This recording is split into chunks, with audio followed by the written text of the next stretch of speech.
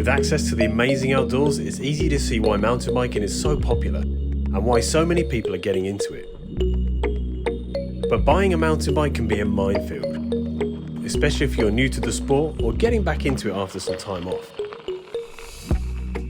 Regardless of whether you're looking to buy your first bike or just upgrading to something newer, you want to get something that's capable, reliable, and let's face it, not too darn expensive.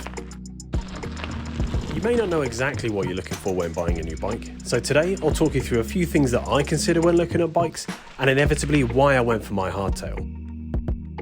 So let's take a look at 3 reasons why I chose the Voodoo Bizango. Firstly, I wanted a bike that was capable. Something that would let me ride a few different trails, but something with the potential to help me progress. I didn't want to buy something that wouldn't be able to grow with me, something that would be holding me back as I started to ride harder and harder things. And I think it's fair to say that this bike has taught me a lot. What won me over with the Bizango are all the awards and accolades this bike received. The Voodoo Bizango won Hardtail of the Year from MBR and Bike Radar multiple years running. Compared to its similarly priced competitors, the potential of this bike seems to far exceed any of the others in its class. Putting it to the test, I've ridden this bike a lot. On every trail from green all the way through to black diamond. As you've seen on the channel, I've taken it over some jumps, I've ridden it down the enduro trails, and generally just ripped it up around the country. And with a bit of the usual maintenance along the way, the bike is still going strong nearly 2 years later.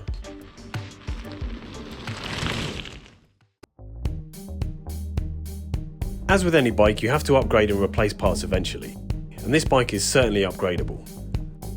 For a bike to be able to help you develop, you need to learn how to maintain it and make improvements to components as you start to ride the bike more. One of the biggest improvements you can make to entry-level bikes is fitting a dropper post. The Bizango comes with holes in the frame to fit an internal dropper post. This can take your bike to the next level of riding by being able to adjust the seat as you ride, making climbing and descending easier. Another great feature are the rims and Maxxis tyres.